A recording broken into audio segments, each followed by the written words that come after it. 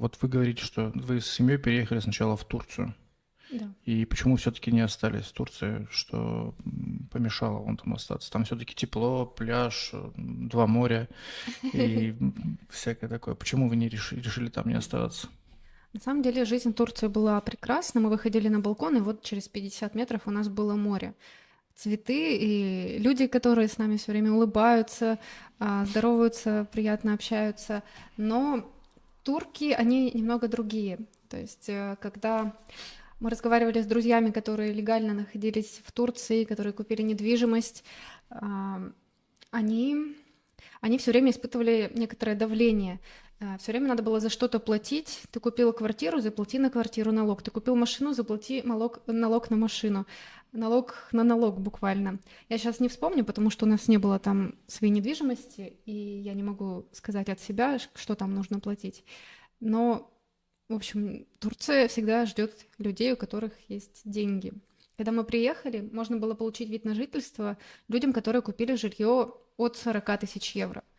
Через год сумма поднялась до 300 тысяч евро. То есть это практически невозможно. За 300 тысяч евро можно где-то в Европе, по-моему, да, Да, там... да, да, в том и дело. Это надо очень сильно хотеть жить в Турции. И надо еще там будет доплатить за одно, за другое. Налог, что там еще это бывает? Ну, налоги и здесь также. Здесь же ты платишь налог Да, на налоги тоже покупку. растут. Растут, растут, растут. Ага. И это было невозможно. И когда мы приехали, 24 декабря перестали выдавать вид на жительство русским. То есть мы жили на птичьих правах. Не буду произносить как.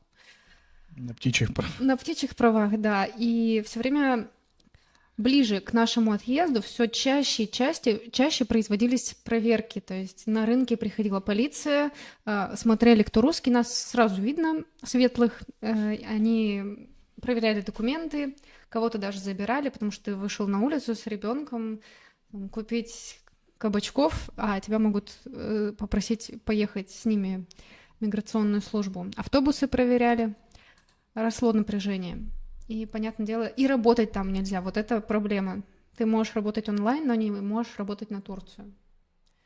А Там... если ты открыл там организацию, например, Да, свою так можно экоорганизацию, можно? открыть организацию и по ней тоже вид на жительство получить, но там тоже какие-то барьеры материальные, то есть по Да-да-да. деньгам. Непросто. Я перебью. У нас друзья переехали в Словению. Это было несколько лет назад. Они переехали в Словению и попытались легализоваться там, ну, остаться легально. То есть не по каким-то там серым схемам, а по реально вот по организациям. В общем, с них за год высосали все деньги абсолютно, потому что, во-первых, никто никак не хотел открывать бизнес эквайринг. Они не могли официально платить налоги. Не могли. В какой-то момент им выслали штраф, потому что они не оплачивают налоги. То есть система за вот таким способом сделано, чтобы за полгода ты не помимо уплаты всех налогов еще и оплатил кучу штрафов там за это все дело. Поэтому, короче, у них не задалось все это дело, и они переехали обратно в Россию. Сейчас пытались подаваться в Испанию. И подались в Испанию тоже по бизнесу. Открыли там какую-то свою, значит, организацию, перетащили кучу вещей туда, тем, чем они собирались заниматься, и им не продлили визу в течение одного дня, потому что они не успели что-то там подать, какую-то бумагу, я не буду спорить, но, в общем-то, назначено было число 25-го, они подают 26-го, потому что, опять-таки, были устроены некоторые препоны для того, чтобы они 25-го не подали. И 26 числа им отказывают в продлении ВНЖ. Боже мой. Да, и они всей семьей обратно вернулись в Россию. В общем-то, сейчас, да, дорогие друзья, все это дело блокируется, всячески ставятся препоны для русскоговорящих людей из России, для того, чтобы не было, я так понимаю, тотальной миграции. Но я думаю, что это тоже и мое личное мнение, что это тоже некая политика. То есть не только проводят политику организации, страны, в которых ты переезжаешь, но это совместно с Россией.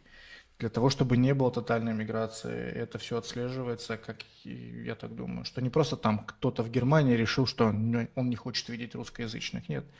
Видимо, какие-то службы работают для того, чтобы отказывать, делать, и не было такой тотальной миграции, как сейчас это происходит. Потому что сегодня, друзья, по информации общедоступной, более 200 тысяч человек переехало в этом году в Сербию.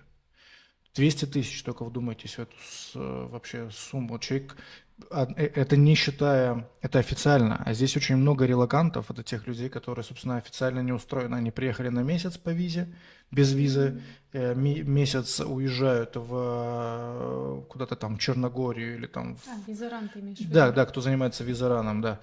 Уезжает в Боснию, ставят новые печати, заезжают, опять регистрируются, живут месяц. Они не учитываются как официально получившие какие-то документы. Но сегодня 200 тысяч русских официально получили здесь вид на жительство. Это за этот год. Я боюсь представить за прошлый год, сколько это было, но информации нет, только за этот. И еще одна новость, кстати, забыл добавить. Сейчас проходит Вуйчич, поставили ему такое условие, чтобы куда он хочет вступить, как бы к России или в ЕС, в ОДКБ, да, как это правильно называется. И он сказал, что будет проводить референдум, к кому мы хотим присоединиться, к БРИКС или к ЕС все-таки. Вот, и так что ждем каких-то изменений глобальных. Я думаю, в ближайшее время мы все узнаем, что же выбрала Сербия и где мы окажемся, в ЕС мы окажемся, или нас депортируют обратно в Турцию, или куда-нибудь там придется дальше ехать в Канаду. Вот. Потому что сложно возвращаться в Россию. Ну, это будет тема немножко другая. Сейчас у нас есть тут вопросы, которые нам были заданы людьми.